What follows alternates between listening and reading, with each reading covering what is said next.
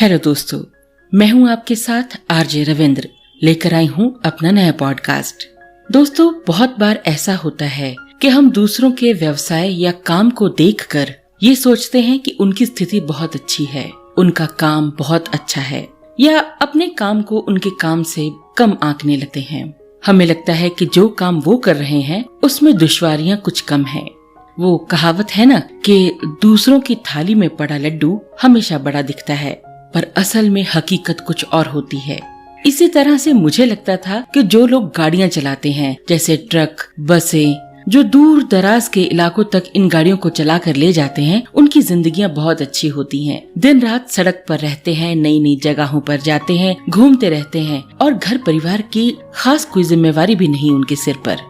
मुझे लगता था महीना भर घूमने फिरने का काम करना, नई नई जगहों पर जाना, मौज मस्ती करनी और महीने के आखिर में पगार लेकर 1-2 दिन के लिए अपने घर चले जाना और उसके बाद फिर निकल जाना सफर पर। वाह, क्या जिंदगी है। लेकिन इन जिंदगियों की हकीकत कुछ और ही है दोस्तों।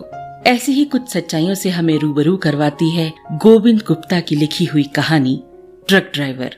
आइए शुरू करें अपनी कहानी। एक्सप्रेस वे पर बहुत तेजी से एक ट्रक निकला तो कार में सवार सभी सवारियां कहने लगी, वाह, जिंदगी इन्हीं की है। पूरे देश का भ्रमण करते रहते हैं, देश के किसी भी कोने में जाना हो, सामान लोड किया, चल दिए और रास्ते भर म्यूजिक, पुराने गानों की आवाज सुनकर मस्त रहना। क्या जिंदगी है। इसी तरह तो कश्मीर से कन्याकुमारी तक घूमते रहते हैं। थोड़ा ही आगे चले होंगे कि वही ट्रक खड़ा दिखाई दिया। साइड में एक बाइक गिरी पड़ी थी। एक महिला की डेथ हो गई थी। लोग ड्राइवर को मार रहे थे कि पुलिस आई और ड्राइवर को साथ लेकर चली गई। कार से उतरकर हमने लोगों से पूछा तो कुछ कह रहे थे इसी ट्रक से एक्सीडेंट हुआ, कुछ कह रहे थे बाइक खुद पलट गई, तब तक ट्रक आ गया। खैर, हम लोग फिर अपनी गाड़ी में आकर बैठ गए और अपनी मंजिल की ओर चल दिए। क्योंकि गर्मियों की छुट्टियां हुई थी तो 2 महीने घर पर बिताने के बाद पुनः वापसी कर रहे थे। उसी रास्ते से नजर फिर उसी खड़े ट्रक पर पड़ी कि आज भी यहीं खड़ा है 2 महीने बाद, लेकिन ड्राइवर नहीं दिख रहा था। हम लोग गाड़ी से उतरे, सोचा कुछ प्राकृतिक सुंदरता भी देख ली जाए, तो पास के बाग में चले गए जहाँ खूब फूल और फल के पौधे थे और ट्यूबवेल से पानी चल रहा था। बच्चों सहित सभी ने स्नान किया, चलने लगे तो एक पेड़ के नीचे सोते हुए एक व्यक्ति को देखा। सोचा बागवान होगा, जाकर कुछ आम खरीद ले जो पके दिख रहे थे। पूछा तो बोला, मैं ट्रक ड्राइवर हूँ, जो सामने सड़क पर ट्रक खड़ा है ना बाबूजी, 2 महीने से घर नहीं देखा, यहीं पड़ा हूँ। दूर बाजार है, भोजन तक कभी कभी नहीं मिल पाता, कभी एक टाइम तो कभी नहीं भी। तब बाग में आम लेकर खा लेता हूँ, पर सच बाबू, एक्सीडेंट हमसे नहीं हुआ। ये कहकर वो निराश हो गया।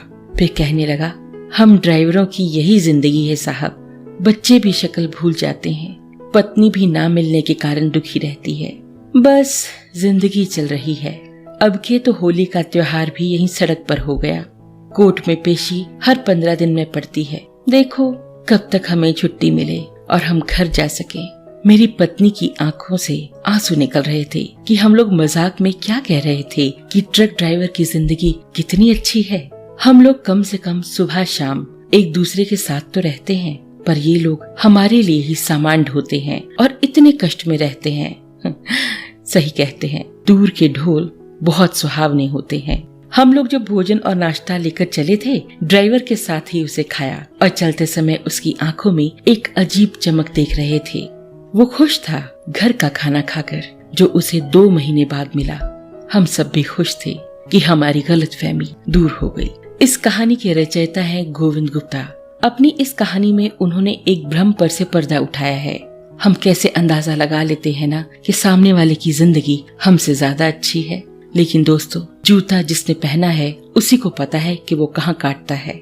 हर व्यवसाय में, हर काम में अगर कुछ सहूलतें हैं तो कुछ दुश्वारियां भी हैं, और ये दोनों साथ साथ चलते हैं। अगली बार आप जब भी किसी ड्राइवर को अपनी गाड़ी में संगीत पर झूमता हुआ देखें तो एक बार ये जरूर सोचें कि इन संगीत की स्वर लहरियों में वो अपने किस गम को भुलाने की कोशिश कर रहा है। इसी के साथ हमारा आज का पॉडकास्ट यहीं समाप्त होता है। उम्मीद करते हैं आपको हमारा पॉडकास्ट पसंद आया होगा। आप मेरा ये पॉडकास्ट जिस भी प्लेटफॉर्म पे सुन रहे हैं, चाहे स्पॉटिफाई पे, हब हॉपर पे, गाना.com पे, विंक म्यूजिक पे, गूगल पॉडकास्ट पे या यूट्यूब पे, आप मेरे चैनल को सब्सक्राइब कर सकते हैं और लाइक कर सकते हैं, फॉलो कर सकते हैं। तो स्वस्थ रहिए और खुश रहिए। धन्यवाद।